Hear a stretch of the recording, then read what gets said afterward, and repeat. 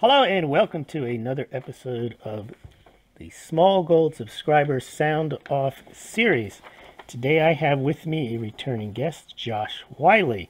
And today we are going to talk about Bitcoin, cryptocurrencies, gold and silver, fact or fiction. How does that sound for you today, Josh?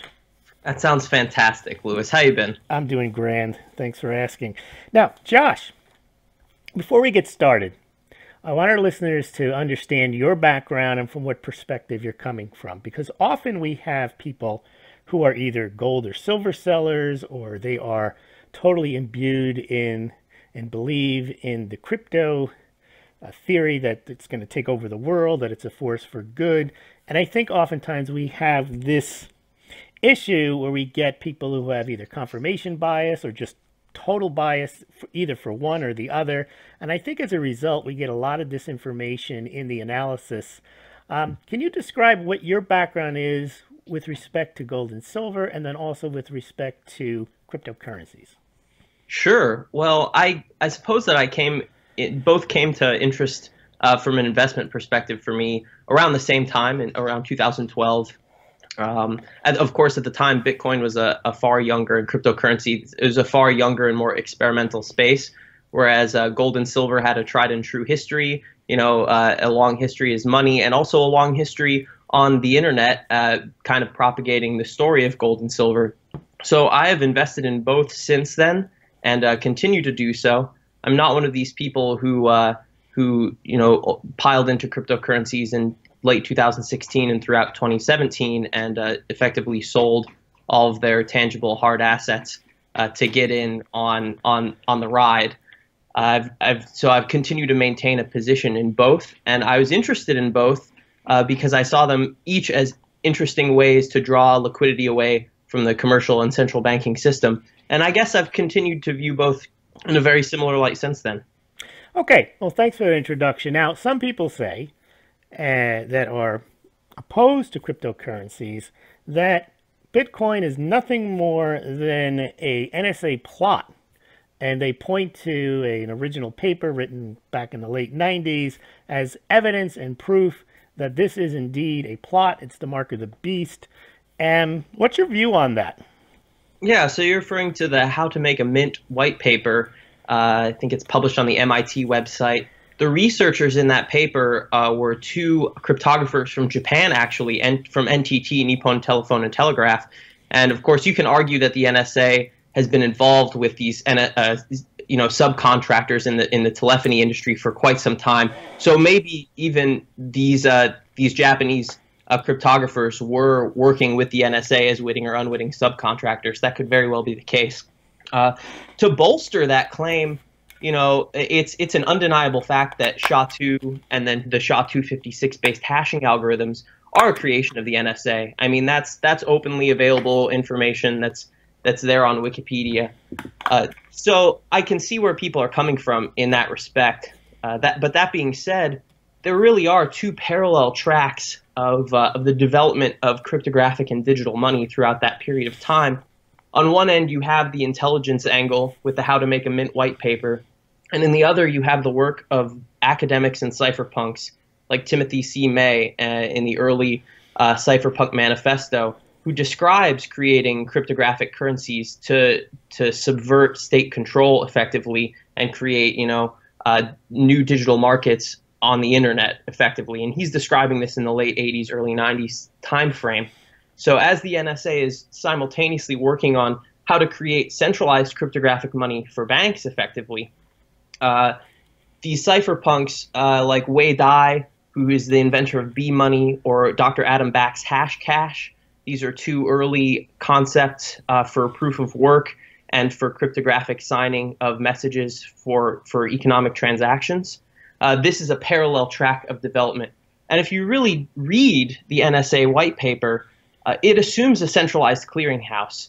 So it's almost as if they're bootstrapping some advanced cryptography onto a centralized system. In that respect, it has far more in common with something like Ripple than it does necessarily with Bitcoin or any of Bitcoin's forks or like software development. Now, can you explain the difference? Now, I think you've adequately very eloquently described what a centralized digital system as envisioned by the How to Make a Mint paper as a centralized digitalized currency. But how is the Satoshi Sakamoto or white paper from 2008 different? And if it's different, does it have anything to do with the original NSA paper? Well, the real advance of the Satoshi Nakamoto white paper is in solving what's called the Byzantine generals problem in computer science. And I get why people, especially non-technical people, either scoff at this notion and just say, oh, well, it's still just blips on a screen, or they, don't distinguish this because it's somewhat hard to kind of put in layman's terms, but I'll try my best. The Byzantine generals problem basically says that, as an analogy, if you have 10 generals that are going to take a city, they have to act simultaneously. They either all have to retreat at once, or they all have to attack at once, or else the attack will fail. So the problem there is, well, how do you coordinate these 10 disparate generals to all act in concert? And the Bitcoin network solves this problem in computer science by basically incentivizing everyone. So if you do play by the rules, if everyone follows the same set of rules, then you will all be economically rewarded. If you break those rules, then not only will you not get part of the reward, you will have spent money effectively burning electricity in the process. This is something that is not at all considered in the NSA white paper, again, because it assumes a centralized clearinghouse, and it assumes that there will be some kind of centralized or bank server that can operate and clear these transactions without interference from external actors. So would it be safe to say that people that are saying that that Bitcoin is an NSA plot may be correct in saying that the How to Make a Mint paper, the Ripple type currency, may indeed be an NSA plot? Certainly, and whether or not that's a new cryptographic currency that is like Ripple, where it's kind of a pseudo blockchain and it has these elements of openness, but at the same time on the back end it's corporate controlled with KYC AML regulations built into the protocol, or if it's even something like a traditional distributed database where it's like Visa, where these transactions that you do on your bank and your credit card, they're not cryptocurrencies per se, but they are cryptographically secured, at least in theory. I don't know, based on things like the Equifax breach, how good that necessarily is. But in theory, these databases are supposed to be encrypted on some kind of centralized server. But people I've found have trouble making that distinction, or maybe some people don't necessarily want to, that both of these are forms of digital money, but they're drastically different in their design and their character. Right. So basically, the NSA paper envisages a cryptocurrency that is centralized and controlled that way, and Bitcoin is a cryptocurrency that has no centralization and no master. Sure. Okay. Yeah. Now, And go ahead. well, it's important. It's just important to remember that the Ripple Corporation was actually started in 2004. It's been around for a long time, and it was only until after the release of Bitcoin that they started to implement some of these new cryptographic features and really build themselves out as kind of being in both camps, as a centralized service with crypto elements. One of the things you hear bankers say often is that they think blockchain is good, but Bitcoin not so good. We don't really think much of it. What was interesting, Bernanke thought that same concept, Bitcoin, no, let's not deal with that, but blockchain has promise. And Ripple, yeah, that has promise, because I guess if you have a centralized blockchain, you can track and trace, and you can conduct monetary policy on that blockchain. You can add coins to it. Whereas a decentralized currency that has already got a preset number of coins, there's really no monetary policy you can conduct because you can't control what happens on that blockchain. Is that another correct analysis? Oh, certainly. And that's an interesting point, just given that, Andreas Antonopoulos has a fantastic talk on this. It's called Blockchain versus Bullshit, I believe, where he talks about, what blockchains are going to be interesting technological developments and what blockchains will make it necessarily versus those that are just kind of emulating a distributed database. But this kind of goes back to the core of what the technology looks like under the hood. Because a blockchain is simply a database. We talked about this a little bit the last time we were on. We talked about SQL, and VG in the comments sections, and another Smaulgld sound off guest did correctly correct me when he noted that SQL is not the only form of centralized database, and I didn't mean to imply that was. There's a lot of different databasing technologies like Mongo and these kind of things. But at their core, one is a push request and the other is a pull request. So if you have a bunch of ledger entries sitting on a centralized database, and your bank or your credit card company can modify those at will, if you replicate that same model with a blockchain, I don't necessarily see how that's any more efficient or easier for these banks, because they already have many databases that are connected together across a network. Blockchain only has value if that's done, again, out in the open, behind above these closed walls, where you can have interference from external actors. If you're J.P. Morgan Chase, then you just assume that you're the only one with the keys as it is. It reminds me, I just thought of a quick analogy. It's like you invent a car, and then you invent the track that it goes on, and it goes around the circle in the stadium. That would be the NSA paper, and they can control how fast the car goes, but can never go off the tracks. And then there's the car that, once you let it out into the world, it can go wherever the roads take it.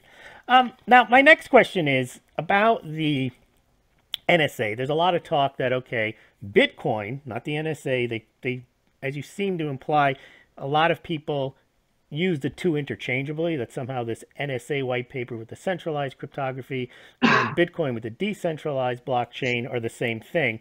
But then I hear arguments where they conflate the two of them, and they say, well, this whole thing is an NSA plot, and they're going to come after you. I'm not quite sure how that works. Have you heard that argument that somehow it's an NSA plot to control you, but then they encourage you to use it, but then they want to arrest you for using it? How does that work? I have. I'm not quite sure. I will throw a bone to people who are kind of interested in that line of thinking, because I feel like a lot of people, whether they're earnest or not, in looking into the origins of cryptocurrencies, are very focused on these kind of white papers and if they can extrapolate them onto what Bitcoin currently is or is not. But very few have actually taken the time to read a lot of Satoshi's original writing. And if you do look at that, a few things are very clear. One is that Satoshi speaks largely in British English idioms, so using terms like such as opposed to like.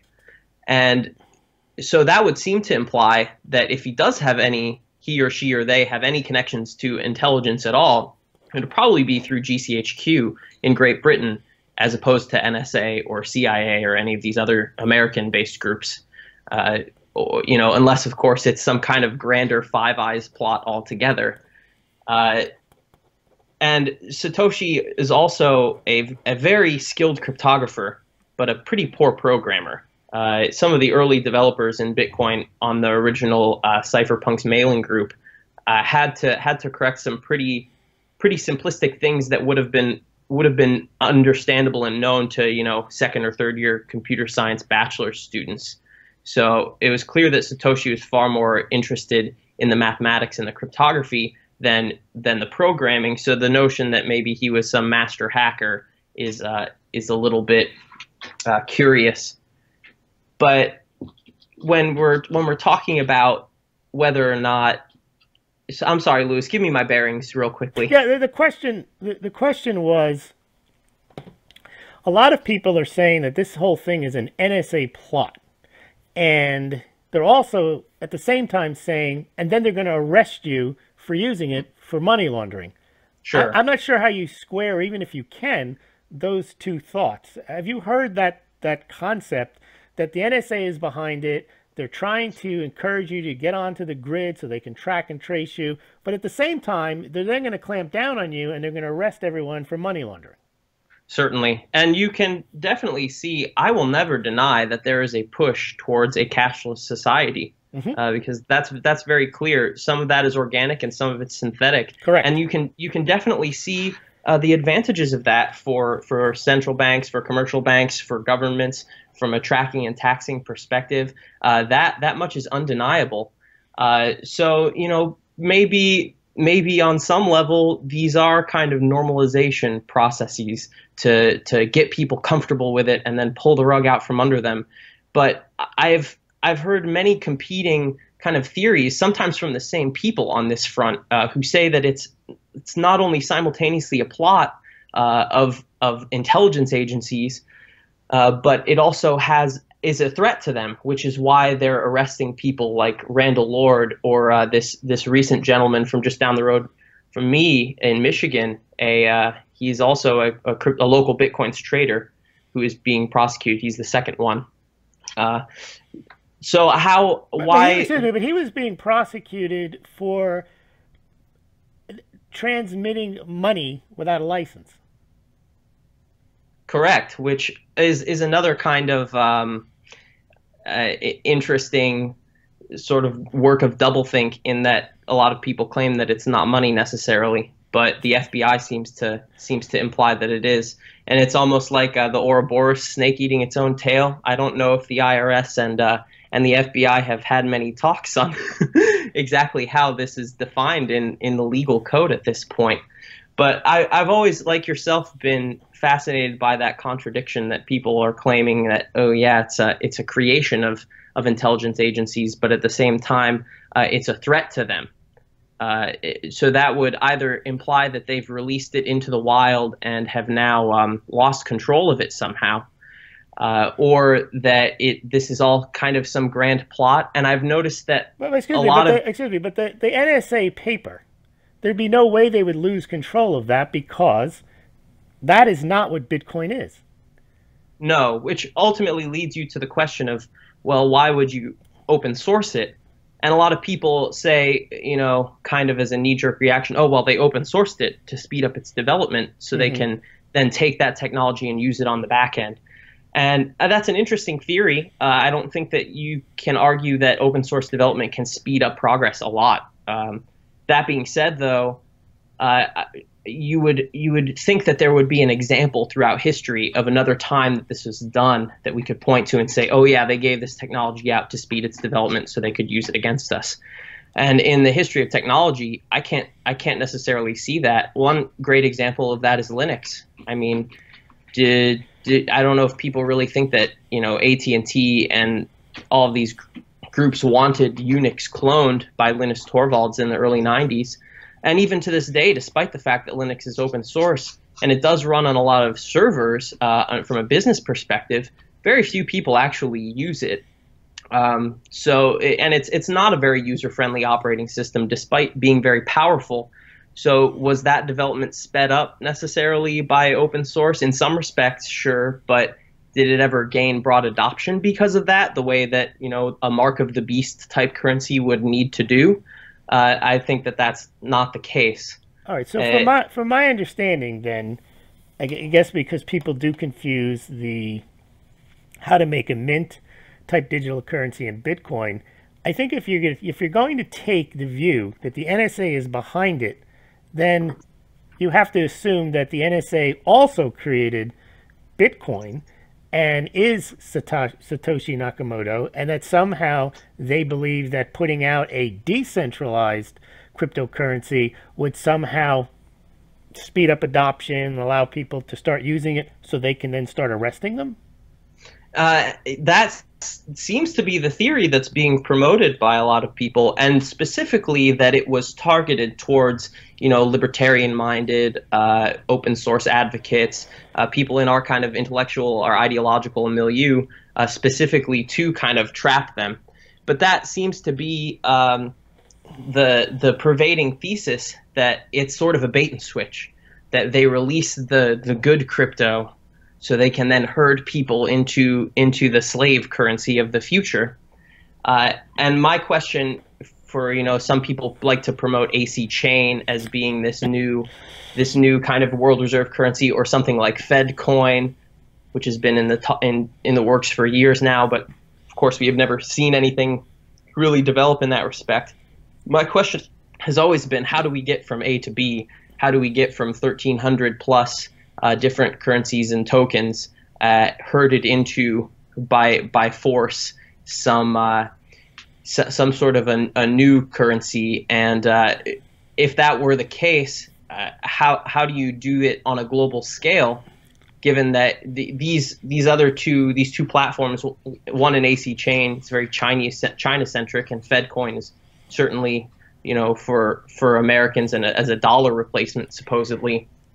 So I don't know how you would facilitate such a shift globally, given that these are hyper local kind of developments almost. Well, one of the things that I thought initially about Bitcoin was that, yes, if you take the people that would be most opposed to a digital currency, a cashless society, the people that are most liberty-minded, worried about getting kicked off of grids, worried about having everything tracked, you would say, yes, let's get those people to log on to and start promoting digital currencies. However, the type of digital currency that Bitcoin is, or not just Bitcoin, but these other digital currencies, it's not the same as getting them to sign on to how to make a mint in Ripple type currencies. Although one could argue that the rise of Ripple in the past week or so has allowed people who don't really think too deeply about this to see the two as interchangeable. Oh yeah, Ripple, that's a cryptocurrency. I'm into crypto. Yeah, I don't mind digital, so I buy Ripple. When Ripple is a distinctly different currency than Bitcoin, which is also there's other cryptocurrencies that are distinctly different than Bitcoin.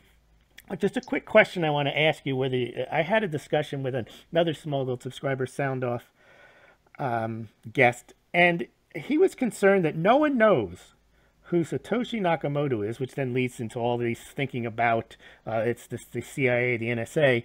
Does it matter to you who Satoshi Nakamoto is? From my perspective, I told him it doesn't, because it doesn't matter who invented the wheel. It doesn't matter who invented the boat. It matters what happens with that invention once it's released. What's your view on, does it just lead to speculation, or does it really matter who Satoshi Nakamoto is? Well, an interesting one that Mr. Antonopoulos likes to use is who is Euclid? The creator of Euclidean geometry. We use it all the time in various engineering and inventing, but no one necessarily knows who Euclid is. Does it matter? No. But do you know who Pythagoras is, though? Well, we have some kind of historicity for Pythagoras, but I don't know. But not Euclid. So you don't think it matters? It was just I just wanted to get a quick thought on it. Now I want to move on to the ethics of investing, because a lot of people are saying that if you buy cryptos or you buy into cryptocurrencies with the assumption that they are an NSA, and of course that's an assumption that you don't have to make, that it is an NSA creation, or if you buy gold and silver, you may or may not be on the right side of ethics. What's your view on ethical investing, knowing that you either know something or you have half knowledge on how gold and silver are mined, how Bitcoin is mined? What's your view on, and is there a proper ethical view to take on investing in cryptocurrencies, gold and silver? Sure.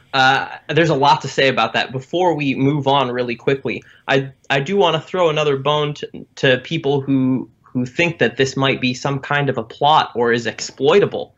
I don't know if you've followed much technology news lately or at all, Lewis, but there are two huge bugs going around, and I would say these are probably deliberately planted back doors at some level, called Spectre and Meltdown. Have you heard of this? Mm-hmm. Yeah, so these are exploits at the processor level. The Intel chip, right. Yeah, so software patches can mitigate the effects of these bugs, but they can't get rid of them altogether until an entirely new generation of hardware is released, which, the fabrication and design of these chips takes years in some cases to get to the market. So if people want to argue that the underlying computers, the machines themselves, or the operating systems that these things run on are insecure, that's a very valid argument. That is undeniable. But at the same time, you have to consider the tremendous computing power and resources that it would take to exploit every computer on the planet that's running one of these given protocols would be an astronomical task. But as for the ethics of investing, sorry for that shaggy dog story. I think a lot of people bring up, rightly so, that Bitcoin and other cryptocurrencies do consume a lot of energy. Now, it's not nearly as much as has been bandied about by some outfits like Huffington Post. I think I saw one estimate where it was something like 7% of all idle running appliances is about the equivalent of, globally, is about the equivalent of Bitcoin mining. But at the same time, a lot of Bitcoin mining does take place in China, and the vast majority of that is based on coal power. So you can almost say that Bitcoin at present runs on coal almost exclusively. So if people want to talk about the damages to the environment that it takes from mining coal, or the effects on a human being mining coal, things like black lung, these are very real ethical concerns. But at the same time, I don't think that they can necessarily be viewed in a bubble, because if you look at the mining of gold and silver, this is also a very nasty business. A lot of gold and silver that's mined, especially in South America and Africa, still uses very arcane mining techniques, things like pouring mercury into open pits to find veins of gold. And these are tactics that aren't just used by De Beers and their shell corporations. These are actively in use by Chinese miners. So even in the 10 years that, for example, the Chinese have moved into the Gulf of Guinea and parts of North Africa to begin taking up these operations, they haven't really changed much about the way it's pulled from the ground itself. Another popular one, of course, is is the Elemental scandal that happened last year, where not only was this gold and silver being mined off the books and illegally, but it was also being mined in very unethical practices, not just for the miners themselves, but there are people being kicked out of their villages and their homes. Now, I'm not sure if there are examples of Chinese villages forcing people out of their homes to build a warehouse to mine cryptocurrencies. Maybe there are, and I'm not aware of them. But that kind of stuff does happen in the gold and silver industry, and the mining industry more broadly. Well, it's interesting. As you were talking, I was thinking one of the things they could do, perhaps, which would maybe marry the precious metals and cryptocurrency mining, is speed up the solar adoption. As you know, solar uses a lot of silver. If you can power some of the crypto mining rigs with solar power, you might have a win-win situation. The other thing I hear a lot in this goes almost into, it does go into the theory of money. One of the reasons that gold and silver were originally deemed as money or preferred as money was that they had use and utility and beauty on their own, and therefore they were desired for themselves. And so the argument is that silver, let's just take silver because I was mentioning it for use in solar panels, which wasn't an original use because it's 5,000 years ago because they didn't have solar power, but silver had beauty use and it was divisible, and therefore it was good cheap money, and gold was a more expensive money. But does usefulness of a metal in and of itself give value? I was thinking the copper is also a useful metal. And how do you think about use and the usefulness of a metal as being almost determinative of giving a commodity or a money value? Well, you can certainly argue that gold and silver have these properties that make it very good money. Aside from adornment or silver, it's been known for hundreds, if not thousands of years, that silver is an antiseptic, which is why it's been used in silverware and silver plate. And both of these commodities, of course, are very resilient to erosion. Gold is virtually immortal, and silver, if properly cared for, it might tarnish. But that's it. That's right. And it'll take decades, if not centuries, to oxidize if it's cared for well. You can pull Roman silver coins out of the ground even to this very day. But you can also do that. The gold coins look even better, though. That they do. Well, I mean, they're a little worse for wear, but you can also pull, Roman copper coins out of the ground. And I would propose a copper bullet, copper shield program here, essentially because copper has been viewed as money for quite a long time. It's even enshrined in the Coinage Act of 1792. Copper has the same antiseptic properties as silver. It has many industrial uses. And like silver, some of these are being replaced, things like PVC piping as opposed to copper. But copper is also a tremendously useful metal. Like silver, it is mined largely in open pit mines, and it's a surface metal. It's abundant enough. This is one argument I've heard often, is that we can't have a gold standard because there's not enough gold, but there is enough silver to go around. And by that, and by that same virtue, people say, well, gold is too expensive for the common man to own, so they should just buy an ounce of silver instead. Well, I say, why not buy 20 copper rounds? Because you can purchase more of those, and there's even more to go around. Buy a pound of silver, buy a pound of copper, put everyone on the copper standard. Exactly. I mean, it would be the most ethical and generative way to use our time and our money, I think, is a copper bullet, copper shield standard. Well, one of the things that people also say versus Bitcoin not having any use is that gold has been money for 5,000 years. And to that I say horses were transportation for 5,000 years, period. That's a fact. Does the fact that something was money mean that it's always going to be money? And how does Bitcoin get over the fact that it has no independent use prior to being Bitcoin and introduced as a currency? Yeah, well, we were talking earlier about, you had almost kind of chidingly talked about, putting Bitcoin in solar panels. But there are discussions about having Bitcoin miners in space where the solar is readily accessible and it can be cooled that way. The same thing is happening in places like Iceland, where they're using geothermal to power huge Bitcoin mines, and the naturally cold climate cools the hardware. Of course, this is something that was unthinkable in the era of gold and silver, and it does present an interesting question about the way value evolves over time. You brought up the invention of the boat earlier. I mean, which along with horses used to be such a prime method of transportation. I mean, that was what Lewis and Clark's journey was about in a lot of senses, is the ability to find a cross-continental waterway. Because the thinking at that time, of course, before the advent of the steam engine and railroads, was that this is the only way that we can traverse this great continent. And if you look at cities like Detroit or Chicago, or Buffalo, any up this Great Lakes sort of waterway and out into the Atlantic Ocean, this is how the vast majority of commerce in the East and the Midwest was done for many, many years. So boats are transportation, period. Railroads are transportation, period. Horses are transportation, period. Who decides what transportation is and what money is? That's an excellent question. I mean, if you were to ask someone like Ludwig von Mises with the regression theory of money, then they would say that. Can you explain the regression theory of money for our listeners?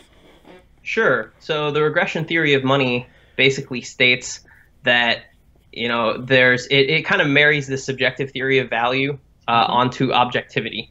So Mises said that money is different than the rest of the subjective theory of value, because money is not consumed, it just kind of lives on its own, and that the subjective and objective values of money coincide to their objective exchange value. So you have to have basically a fixed kind of standard to weigh all these other goods based off of. You can't just have them floating willy-nilly. Now, and doesn't it also require that the money itself has a pre-existing value or desirability? Correct. Which Bitcoin doesn't have. I want you to touch on that after you finish the gold and silver side. Yeah, well, I mean, one could argue that Bitcoin does have that, but we can circle back to that. Yeah. But that's basically the notion of the regression theory of money. But that was implemented. If anyone out there is a student of the Austrian School of Economics, that's not how the Austrian school initially started out. When Karl Menger discussed the subjective theory of value initially, he basically said that, well, it's okay for all these things to float, and one man's gold coin is worth one fur coat if you're really cold, and another man's gold coin might be worth 10 if you're living in the tropics. Just like water is free until you're in a desert. Exactly. And Ludwig von Mises came and really started to modify that theory. As some people can look into the history of Ludwig von Mises's grants and foundation being funded by the Rockefeller Foundation, because that's when this discussion of only metals or money really started to be injected into the Austrian school. And I've always found that an interesting bit of historicity. Well, what is interesting about people who support gold and silver is they often say gold is money, period. As if someone decided that, and it has been a law and a rule, and it sounds like it's less a law and a rule, but more of what people gravitated towards when it was suiting their purposes to be money.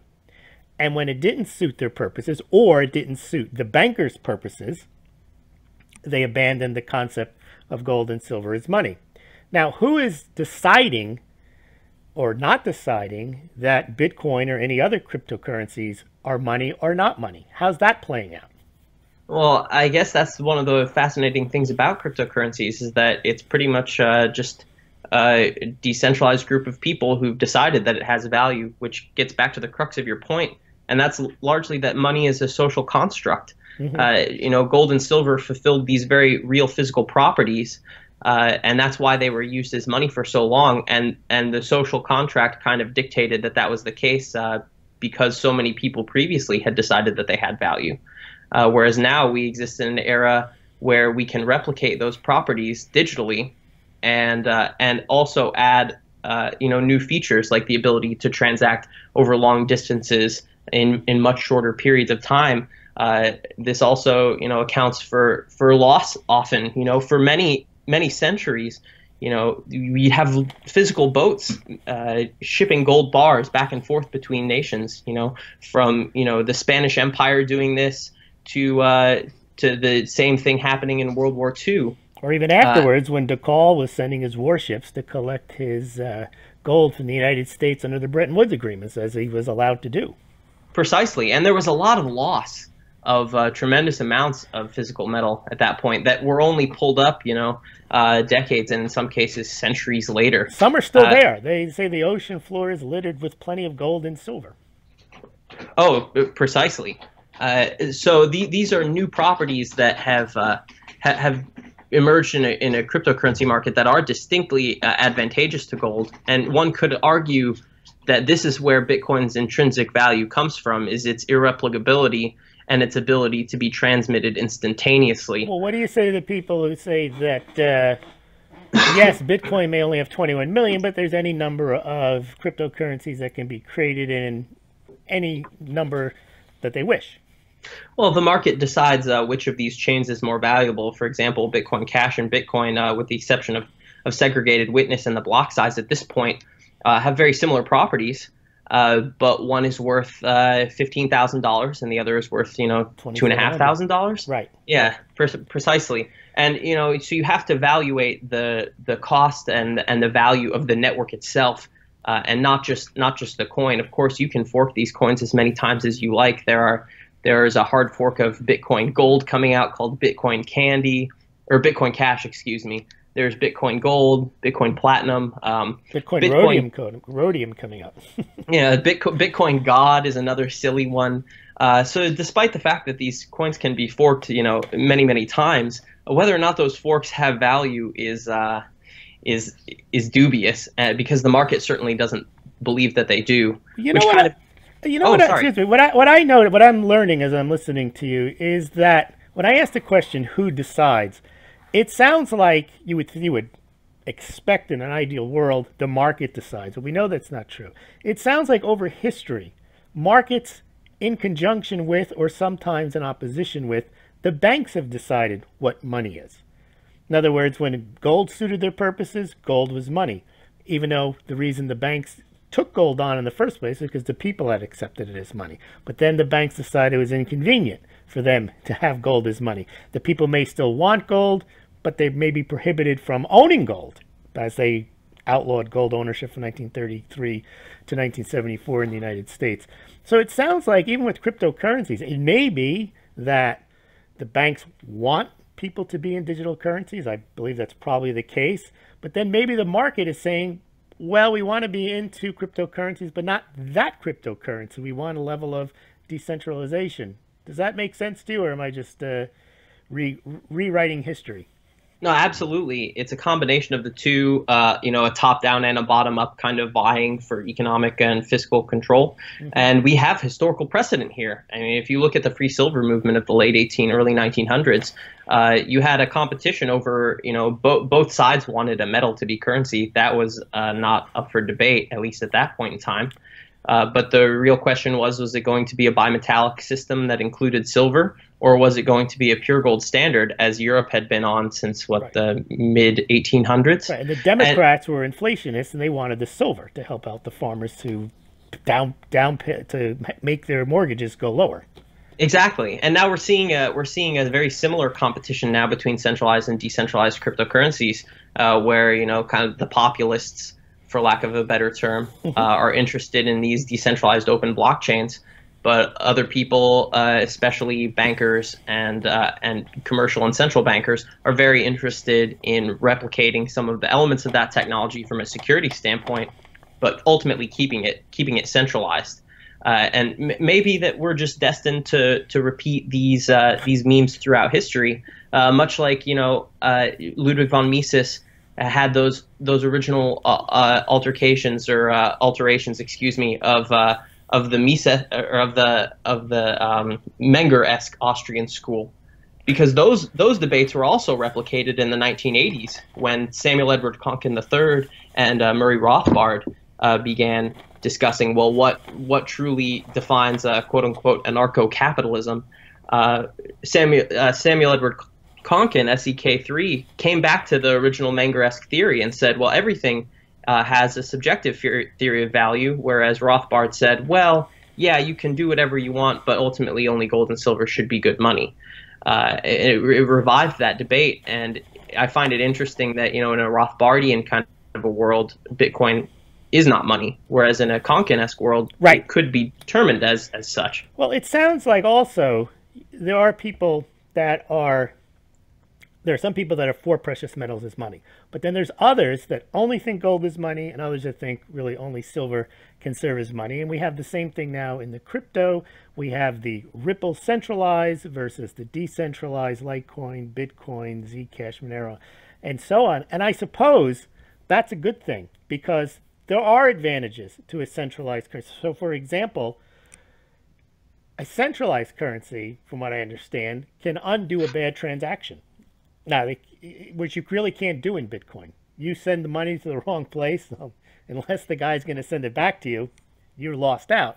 But in a centralized system, it's recorded on the blockchain. They can go in and find it, and the centralized authority can then undo the fraudulent or bad transaction. So it might be good to have both types of systems operating at the same time. But I want to thank you, Josh, for pointing out that I think the biggest takeaway that I got from this was people are using interchangeably the concept of a centralized blockchain versus a decentralized blockchain, and then drawing all their conclusions from there. And I think if you start with the incorrect or the conflation of those two, you're bound to be talking almost nonsense after that. Yeah, James Corbett actually has a fantastic article on this called "The Bitcoin PSYOP Explained." I don't know if it's on his website, corbettreport.com, or if it's currently only up on Steemit, if it's an exclusive there. Mm-hmm. But it really covers this in a succinct manner, far better than I am here. With it breaks down some of the contradictions that people are using in analyzing the BIS money flower, for example, which is a hot topic a few months ago. Yeah, but yeah, I think it's an important distinction to make, and not enough people do make it, I think. I think the thing is that there's people, it's natural, you only have a limited amount of time. They're relatively lazy. They hear somebody online on a trusted channel, present something, and perhaps present the same thought a number of times, sounds convincing, and then they just adopt that point of view, and that's what it is. And if you want to disagree with a person who's been marinated in a point of view, they're going to call you a shill, they're going to call you a globalist, and really all they're doing is parroting what they've heard, which in a sense, in many respects, is what the person presenting that point of view has actually done. Is they found something, they locked onto it, and they decided now they're going to use their YouTube channel to repeat it over and over again. And they get enough people to listen to it, and then they think, okay, well, if enough people believe this, it must be true. Well, it has truly become sort of a religion in that respect. And just to put a bell end on that one, going or a bookend, excuse me. Yeah, I think that's a British slang insult, so that was definitely the wrong term to use. But your notion about this, that centralized and decentralized blockchains should compete, I think this is just as gold and silver, platinum, palladium, and all of these things should compete. I think that's the way that people should be looking at this. Because since last we spoke, Lewis, I have started working in the blockchain industry, actually, and I see on a daily basis just how many people are not prepared for the kind of monetary sovereignty offered by decentralized blockchains. There's a lot of money in this space that is lost on a regular basis. People losing their 12-word seed, people sending coins to the wrong address, people being victims of copy-paste sort of malware exploits, mostly running on Windows computers. You know, so maybe there is still a place for people to be in a system like Ripple, where, okay, it's AML KYC compliant, sure, but at the same time, you know, they can reverse your transaction if need be. But that's the key point, is that these systems should be allowed to compete, and we should celebrate their competition, because ultimately it makes both systems better.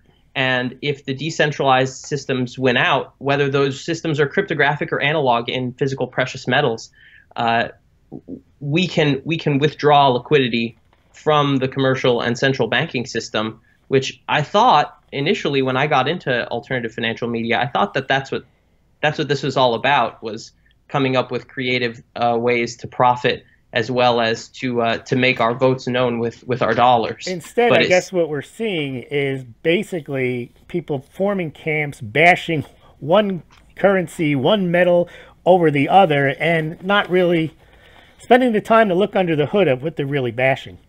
Precisely. So, Josh, thank you very much for joining me today on the Smaulgld Subscriber Sound Off series, and we'll hope to have you back soon. Thanks a lot, Josh. Thanks. Yeah, it was a pleasure, Lewis. Thanks for having me on.